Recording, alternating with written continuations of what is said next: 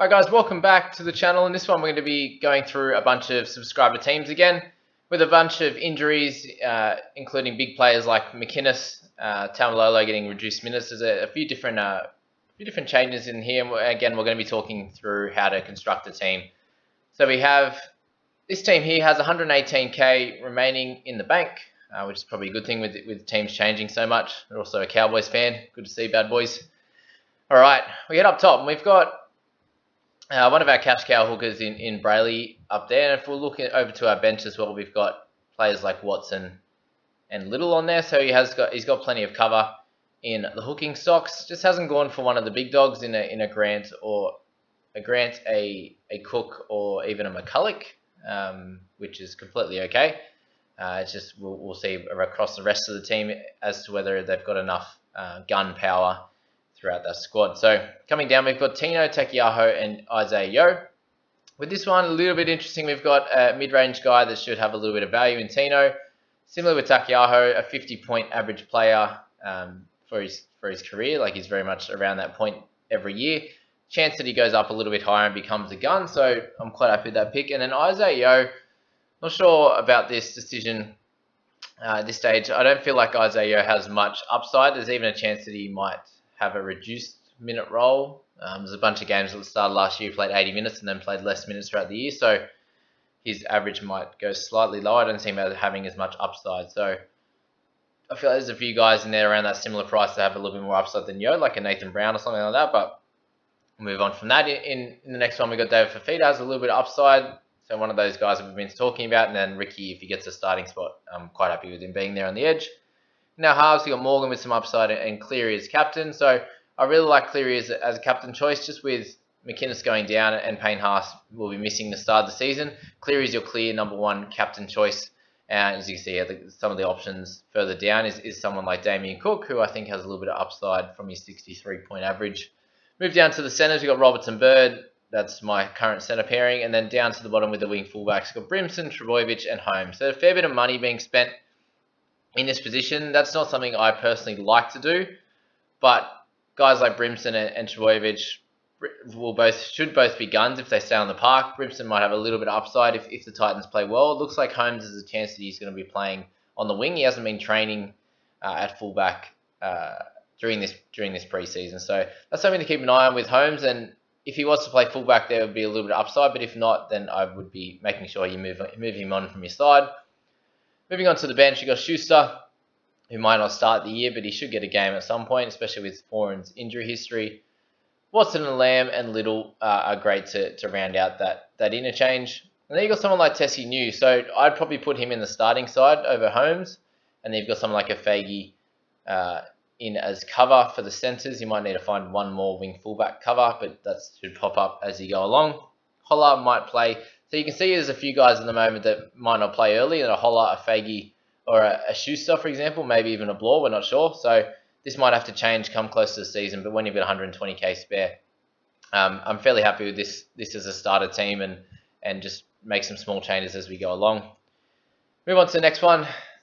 Same setup. We've got Brayley up top with Little on the bench. So just the one bit of cover. Again, hasn't decided to spend much money in the hooker position, which can be okay. I'm personally probably won't be going this strategy.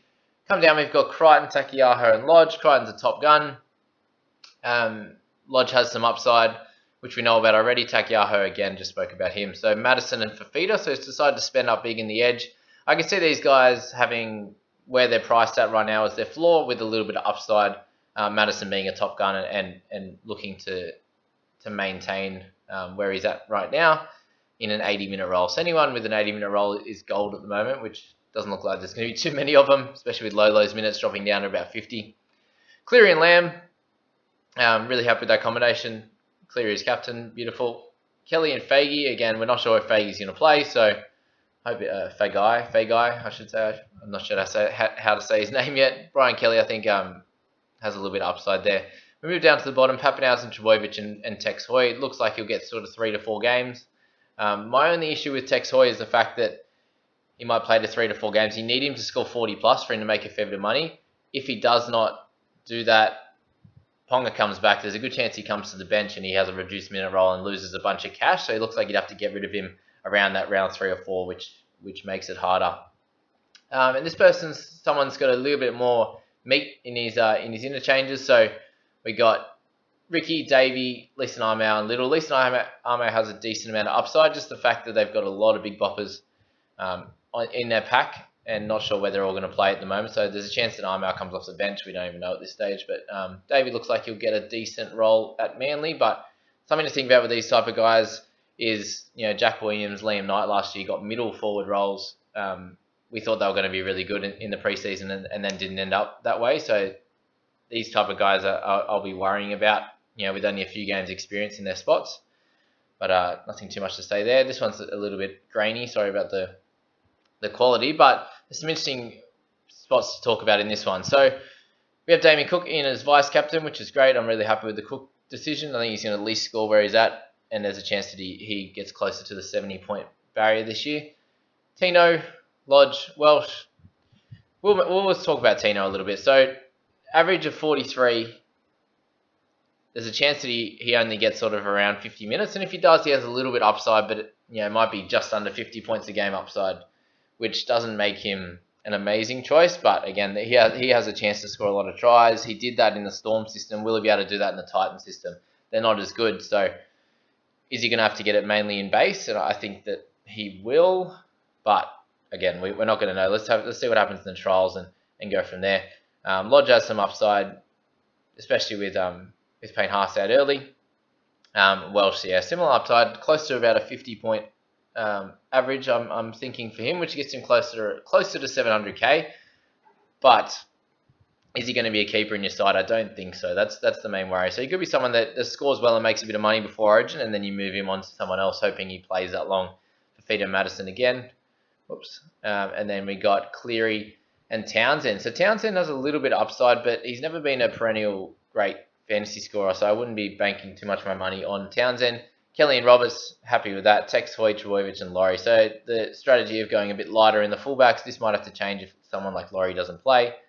And what we're seeing here on the benches is most of the teams are very, very similar on the bench at the moment, just with the makeup of the squads. So just most teams are going to be, have half their team pretty much the same, and then a few changes here and there. And that makes all the difference at the start, and then everyone starts panic trading when one of the wing fullbacks does really well, for example. All right, next one here is going to be starting with Damien Cook.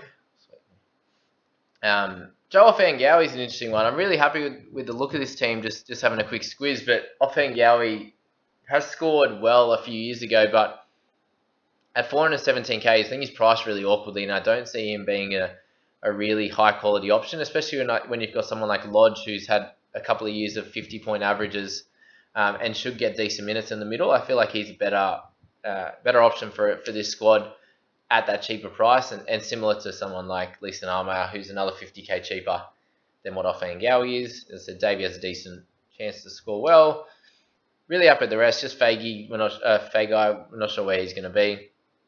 And then you got a couple of guys on the bench here like Schuster and Laurie, who, again, with Fagai, not sure if they'll play at this point, to go along with Ricky. And you probably only want to be holding one player on your bench that's not going to play at the start of the season. So I've spoken about before that there's guys that you hear about in the preseason, like Ewan Aiken or Jack Bird a bunch of years ago, that were touted to be really good things. So like a Sam Walker, a Schuster's been talked up well, Ricky, these type of guys, you can probably hold one of them on your bench if they're not starting the year, because they should get a game with injuries, etc. throughout the year, but no more than that. So this team might have to change a little bit, like most will come team lists. All right, Simonovirus, nice name there, mate. I wonder if they are.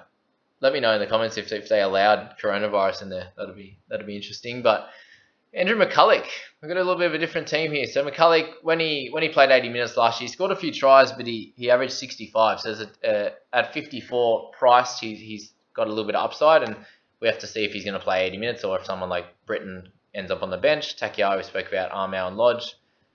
Haven't spent a lot in that mid forwards and similar in the edge position. So we're going to see some cash later on, which we see here. So Cleary and Munster, I'm okay with that. It's just a fair bit of cash in your halves position, which, yes, is notoriously a decent fantasy scoring position, but we might be skimping somewhere else, which we'll see. Obviously, up top where you'd want a lot of your points, but this person's gone for a bigger hooker than the other couple of teams earlier. So interesting. Averillo is going to be out, it looks like, for a couple of games, so I wouldn't be starting with him at this point, given the fact that his spot's not cemented in the team. I really like this wing fullback combination. Trbojevic in a mid-ranger who's going to make money. Tedesco is the out-and-out gun who could go big at any time. And then Dane Laurie, who's a good chance of getting the fullback position. Moving on to the bench, not happy with Simonson as an option. He'll be better than his 18 break-evens, but other than that, nothing too crazy. And yeah, happy with that bench. So as you see, a similar theme going on with all these teams. All right, first one with Toyo Harris. A lot of these guys are going for the cheaper hooker options, which could be good. But what you can see over the past few years is that the guys that had the best start and went on to go really well across the season had a lot of 4 to 5 hookers in their team who all scored really well and made a lot of money, and then you can move them on from your bench and get better in other positions. So they're just a much smarter position when they make a lot of tackles, and it's very much easier to do it that way. Harris, Tino, Jake Trbojevic, similar to Isaiah Yeo, doesn't have much upside, but will get you that 50-odd score each week, and keep him as someone that isn't going to cause you any headaches across the year. But he does play Origins, so he's going to miss 2 games there. I'd probably move him on to someone else, unless you're quite happy having him as just like your mainstay in your side. Forward, I'm not too hot on at this stage. Again, I feel like he's going to be someone like a Liam Knight or a Jack Williams in this team. Lamb and Munster I'm happy with. Robertson, Bird, sweet. Hoy, Tedesco's captain, nice and scary, but you can see he hasn't got a Cleary or a Cook. These guys with a slightly better average than him, and he's going to be a fun roller coaster as captain, but no issues there. Wade Egan, yeah, I think he has a little bit of upside, but at 440 he's a very awkwardly priced for mine. And the rest, Farmer Sully, I think is a fairly decent option at 290k, but with a lot of middle forwards there to make money, this could be an interesting one. All right, we'll come to the end of it now. So Kai has his team here. Harry Grant, I think, is a good option. He's going to score well in a Storm team. Just think of it a little bit more like how he was playing for Queensland.